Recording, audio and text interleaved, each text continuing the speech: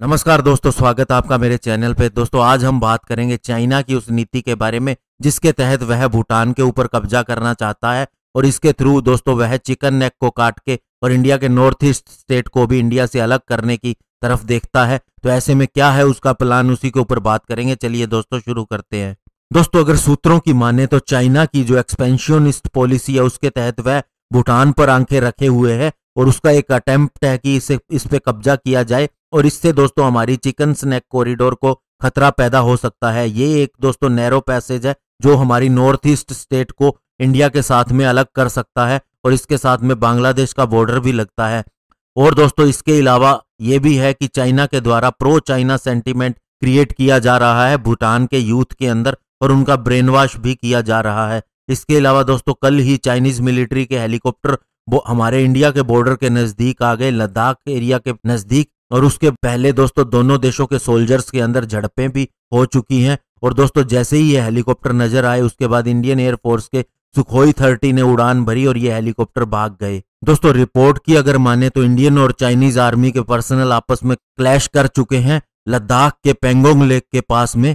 और ये दोस्तों उस घटना उस समय हुई है जब हमारा फेस ऑफ नाकुला पास के ऊपर हो चुका था। इससे पहले 2017 के अंदर भी इंडिया और चाइना के बीच में 73 दिन तक एक स्टैंड ऑफ चला था डोकलाम ट्राई जंक्शन, जो कि इंडिया, चाइना और भूटान के बीच में है और दोनों देशों के बीच में युद्ध की संभावना बन गई थी। लेकिन बाद में पीएम मोदी और चाइनीज प्रेसिडेंट शी जिनपिंग ने डिप्लोमेटिकली इसे हैंडल किया और इसे सोल्व किया। और दोस्तों चाइना बहुत ही इरेशनल मैनर के अंदर बात कर रहा है। ये बात मेजर जनरल जीडी बख्शी ने रिपब्लिक टीवी को बताई। उन्होंने कहा कि चाइना का बिहेवियर जनवरी 2020 में ही इसी तरह का हो रहा है और इससे क्लियर कट पता चलता है कि कोरोना वायरस चाइना ने ही फैलाया है। उन्होंने बताया कि चाइना जनवरी से ही एक मिलिट्री एक्सरसाइज कर रहा है जो कि एक डिफेंसिव रिएक्शन है। इसके अलावा दोस्तों चाइना जनवरी से बहुत ज्यादा साउथ चाइना सी के अंदर भी एक्सरसाइजेस कर रहा है, जिसके अंदर पीएल एयरफोर्स और पीएलए नेवी ने बहुत ज्यादा कोस्ट ऑफ ताइवान के ऊपर भी बहुत ज्यादा प्रैक्टिस की। अपने एयरक्राफ्ट कैरियर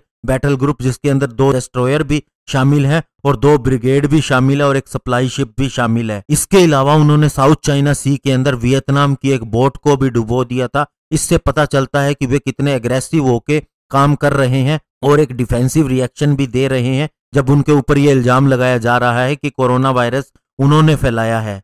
वहीं दोस्तों इंडियन आर्मी का यह कहना है कि जब दोनों देशों के सैनिकों के बीच में जो क्लैशेस हुए लाइन ऑफ एक्चुअल कंट्रोल पे, तो उसके बाद में उसको लोकल लेवल पे सोल्व भी कर लिया गया और जो प्रोटोकॉल डिसाइड किए गए हैं वो उन्हीं के हिसाब से इसे सोल्व किया गया है। तो दोस्तों आपको बता दें चाइना की इस तरह की हरकतें करनी जरूरी भी हो सकती हैं जब उसके ऊपर इस तरह का चीजें की जा रही है और शुरू से वह यही करता आया है।